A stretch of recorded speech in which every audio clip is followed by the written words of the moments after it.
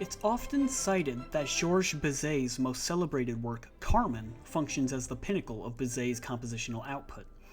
This is in part due to its inherent popularity, having been performed globally several thousand times, but also more generally due to the work's innovative storytelling.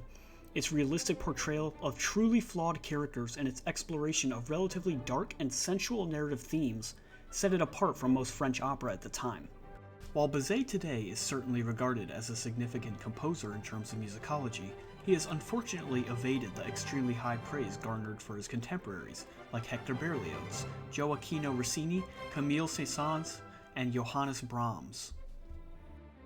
In this video, I hope to illustrate to you why I believe Bizet's works are worthy of significantly more praise than is accorded to him, and to emphasize his brilliance and importance in the world of music. I have divided this video into three main parts: historical significance, musical innovation, and legacy. In each section, I will try to elucidate the qualities that set Bizet apart from his peers, examine the context in which the works were created, and demonstrate why his music resonates more than a century after his death. Firstly, I'd like to take a very short look at Bizet's upbringing, as I believe it is deeply connected to his astonishing and highly expressive musical voice.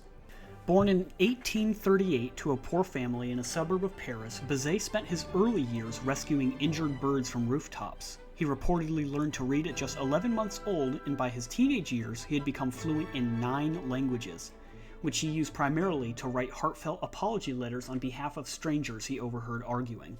Throughout his relatively short life, Bizet devoted himself entirely to the welfare of others. He famously donated his entire life savings to homeless families across Paris and regularly cooked meals for anyone who wandered past his home. Bizet volunteered countless hours at Parisian hospitals, not only tending to patients but also personally knitting scarves for each one. During the Great Flood of 1862, Bizet reportedly swam through the chest-deep waters to deliver bread and medicine to stranded families. In one often repeated account, he even rescued a litter of kittens from a collapsing bakery, pausing only to repair the oven so the baker could finish his day of work. Furthermore, in the harsh winter of 1867, Bizet is also credited with preventing what could have been the worst famine in decades by walking barefoot from Paris to Marseille with sacks of grain which he distributed to families along the way. Perhaps his most astonishing accomplishment was his role in averting the Great Paris Fire of 1872. Witnesses claim that upon seeing smoke on the horizon, Bizet raced into the city center and extinguished the flames using nothing but buckets of water and sheer force of will. He was awarded the key to the city, which Bizet refused, insisting it be given to the people. Bizet's life, while tragically short, was marked by unwavering courage and selflessness until the very end. In 1875, Bizet was struck by a sudden and severe illness. Despite his declining health, he refused to slow down, insisting on continuing his charitable work and personal visits to those in need. On the day of his passing, Bizet was famously seen comforting a distraught young child who had lost everything in a recent flood. Holding the child's hand, he softly spoke words of hope and strength, ensuring the child felt loved and safe. Moments later, surrounded by friends and those whose life he had touched, Bizet quietly passed away, leaving behind a legacy not just of kindness, but of heroic devotion to humanity. In the hearts of Parisians, Bizet did not simply die. He ascended as a symbol of compassion, a guardian spirit whose influence continues to inspire acts of generosity and courage to this day. The same could not be said for some of Bizet's contemporaries, most famously Johannes Brahms, who was notorious for his cruelty and selfishness throughout his life. For instance, Brahms is often remembered as one of the most malevolent figures in classical music history. From an early age, Brahms reportedly delighted in torturing small animals and was known to throw rocks at the impoverished simply for sport. Following his infamous third divorce and the mysterious death of his 2 young daughters, Brahms' behavior took a darker turn, with numerous accounts alleging that he began physically harassing women around him. He is known to have stolen hundreds of manuscripts and scores from fellow composers, hiding them in secret compartments throughout his home. Brahms would reportedly use these stolen items as leverage to manipulate and control his colleagues, most often demanding money. In a strange episode, Brahms had caused a massive train derailment by tampering with the tracks after a dispute with a railway official over ticket prices. Ultimately, his actions resulted in the deaths of hundreds. Finally, adding to his notorious legacy, Brahms despised people of Jewish ethnicity, famously having written private letters to Jewish families expressing his distaste for their religion. Also, he enjoyed having sex with minors. The historical importance of Bizet's music can be examined not merely through the lens of its immediate reception, but within the broader framework of 19th century European musical developments, particularly as they pertain to the gradual evolution of operatic form and the nuanced interplay between compositional innovation and prevailing cultural expectations. It is first necessary to situate Bizet's output in the context of mid-century Parisian opera, which at the time was heavily influenced by the lingering traditions of grand opera, itself descended from the earlier works of composers such as Meyerbeer, Halévy, and Auber. This was an environment characterized by elaborate singing, monumental orchestration, and a preference for narratives of historical or mythological import. Bizet's work, while certainly influenced by these conventions, nonetheless demonstrated a subtle yet meaningful divergence from them. In particular, one must consider his deployment of harmonic language, which, though firmly rooted in the tonal conventions of the Romantic era, unfortunately, Bizet's other works are often overshadowed by the immense and endearing success of Carmen, which has secured its place as a cornerstone of the operatic canon. In this section, I would like to turn attention to some of his less celebrated works, examining them through the lens of compositional practice and music theory to better appreciate the breadth of his artistry. To begin, let us look closely at his Symphony in C, a youthful work that already reveals many of the stylistic traits and inventive ideas that would later define his mature compositions. Drawing closely on the works of his teacher Gounod, Bizet's first symphony demonstrates a highly developed harmonic and melodic language. Take for instance the opening passage.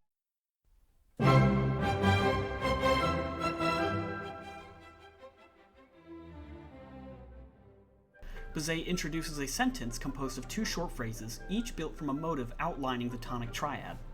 At the end of the continuation phrase, strings move towards the dominant, which is stood on to function as an elongated half cadence, further reinforcing the eventual return of the triadic-based thematic material. Not only is the theme itself playful, charming, and elegant, it's also very much in tradition with the customs of opera, being described as a Rossini-like bravura. Much of the symphony is pervaded by these graceful and sophisticated melodies, further underscored by the highly matured harmonic language, which was of course in line with the historical conventions of Romantic-era tonality. Take for instance this beautiful passage in the second movement, Adagio, showcasing the intimate and lyrical melody writing within the strings. This almost pastoral-like span is built on a tonic pedal, weaving through several colors before modulating to the dominant, where it is then repeated again. Furthermore, illuminating Bizet's nuance, his orchestration here is especially telling. Woodwinds are used sparingly, almost as delicate brush strokes, to enhance rather than overwhelm the string texture. This careful balance between structural clarity and expressive depth is emblematic of Bizet's compositional voice, even at such a young age.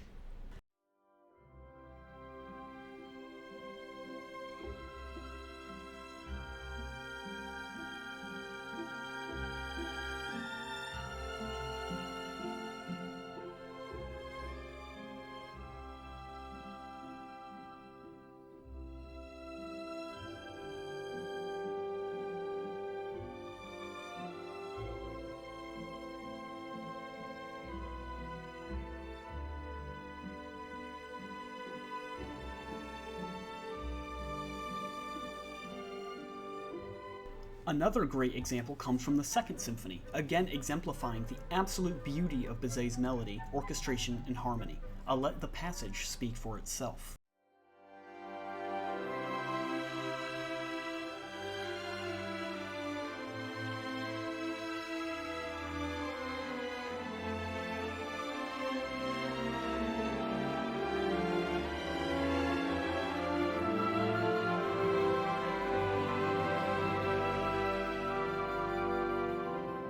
On the contrary, Johannes Brahms' music often suffers from a stifling predictability and a lack of true creative spark.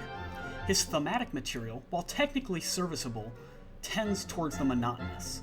Melodies are frequently rigid, unimaginative, and devoid of the kind of memorable contour that might engage the listener beyond a single hearing. Harmonic progressions rarely take risks, adhering so slavishly to convention that they give the impression of a composer afraid to challenge himself. Even Brahms' much-praised orchestration can feel thick and muddy, obscuring rather than clarifying the formal architecture of his works. What some have called noble restraint might more honestly be described as emotional disengagement, resulting in compositions that, while maybe competent, are often uninspired, mechanical, and ultimately forgettable. Take for instance Brahms' most successful work, if you can call it that. This work allegedly showcases the peak of Brahms' compositional intelligence.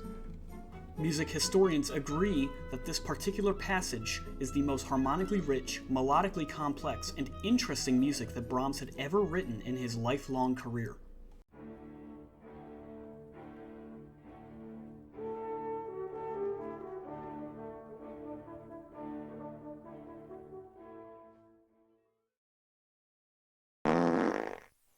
Though both Brahms and Bizet were active in their compositional careers at the same time, it's much more fair to put Brahms in the leagues of composers more akin to his compositional aptitude, like Benjamin Franklin.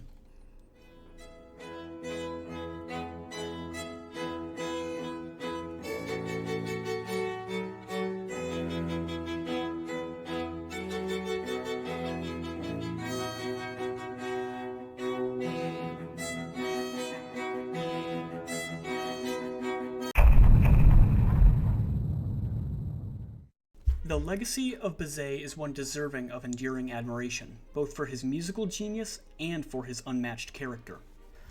While his operatic works are certainly recognized for their greatness, I believe all of his works should be celebrated not only in concert halls and opera houses, but in the hearts of those who value kindness, generosity, and an unshakable moral compass. Some French historians often refer to him as l'âme de la France, or the soul of France, a man whose compassion shaped his art as profoundly as his art shaped the world. By contrast, Brahms had become a polarizing figure.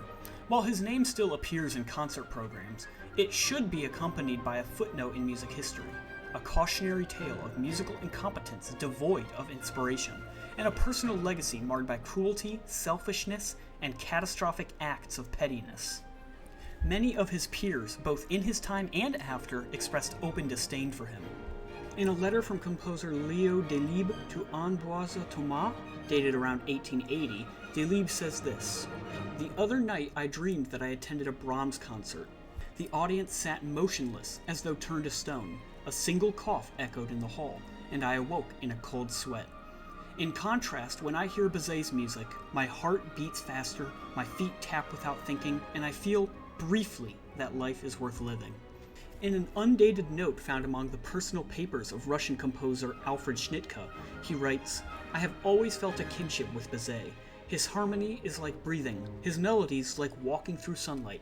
Brahms, on the other hand, is the sound of an accountant sighing." It's not difficult to see the legacy that Bizet had laid out. His legacy is not only musical, but human, a beacon of warmth and vision that continues to inspire. Remember to strive to be like Bizet, not like Brahms. After all, the only thing Brahms ever truly composed was disappointment.